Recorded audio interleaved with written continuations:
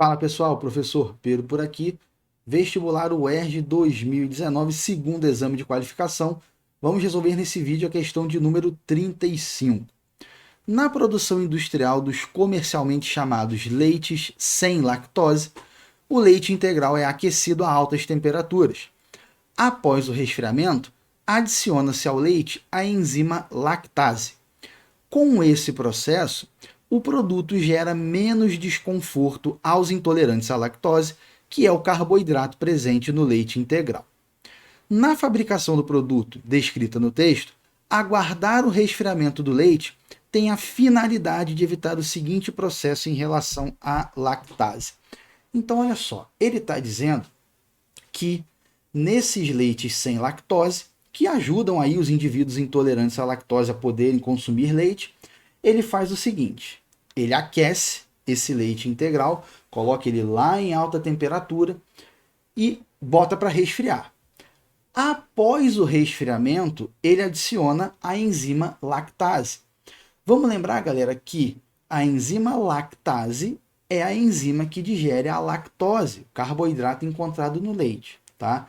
Lembrando que nós temos digestão de carboidratos se iniciando na boca, quando nós temos a ação aí da pitialina ou amilase salivar sobre carboidratos complexos, sobretudo o amido, quebrando esse amido em maltose. Lembrando que o amido é um polissacarídeo e ele vai sendo quebrado ali na boca até maltose, que é um disacarídeo. Lá no intestino delgado, os carboidratos que não começaram a ser digeridos na boca começarão e terminarão sua digestão ali, e os carboidratos que já começaram a ser digeridos na boca vão ter a sua digestão finalizada ali no intestino delgado. E aí eu vou chamar a atenção para vocês, galera, dos principais aí disacarídeos, os três principais disacarídeos: maltose, sacarose e lactose. Disacarídeo, di vem de dois, são carboidratos formados por duas unidades de monossacarídeo. Por exemplo, a glicose é um monossacarídeo. Se eu juntar glicose com glicose, duas glicoses, eu tenho um disacarídeo. Se eu juntar a glicose com a frutose, que é outro monossacarídeo, eu tenho um disacarídeo. E assim sucessivamente, ok? Então nós temos esses três principais disacarídeos que serão digeridos por enzimas chamadas de disacaridases no intestino delgado.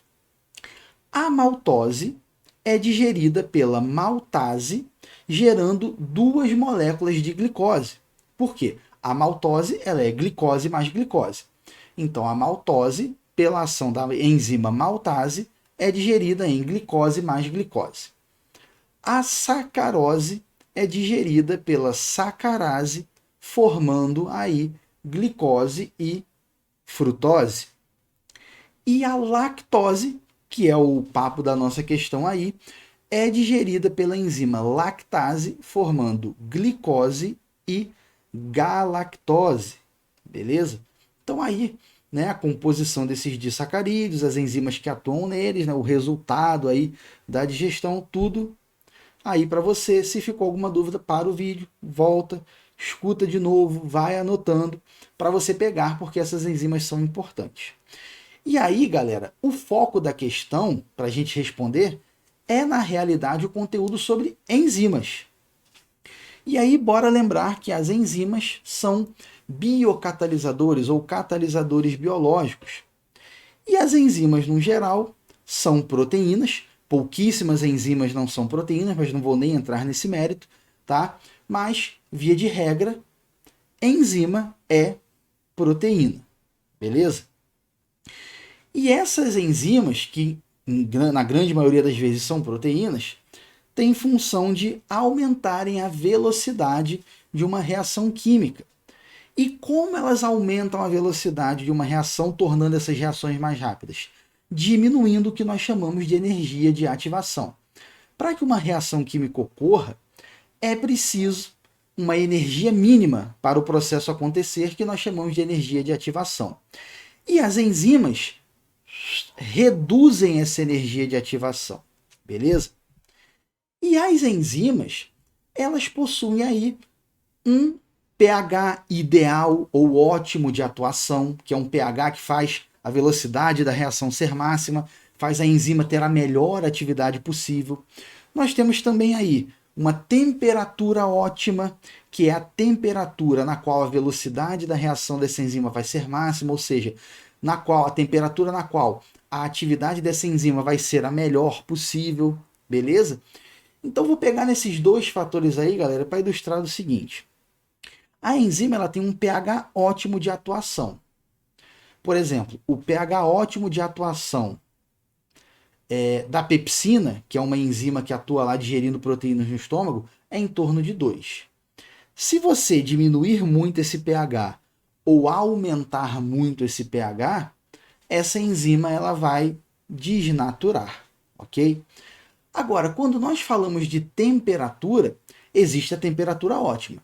Se eu diminuir um pouco a temperatura da enzima, a atividade dela não vai ser a mesma. Se eu for diminuindo mais, a atividade dela vai até cessar, não vai ter atividade.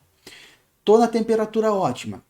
Se eu aumento um pouco a temperatura da enzima, a temperatura do meio, perdão, a atividade da enzima vai começar a diminuir. Se eu continuo aumentando ainda mais a temperatura, essa enzima ela vai o quê? Ela vai desnaturar. Bora lembrar, pensando até no nosso corpo, né, que a lactose, se ela é uma enzima que funciona bem no nosso intestino delgado, ela vai funcionar bem na nossa temperatura, tá? Nossa temperatura média aí é 36,5, internamente bota aí em torno de meio a 1 grau a mais, mas podemos considerar até o 36,5 se for o caso. Se aumentar demais essa temperatura, a lactose ela vai desnaturar.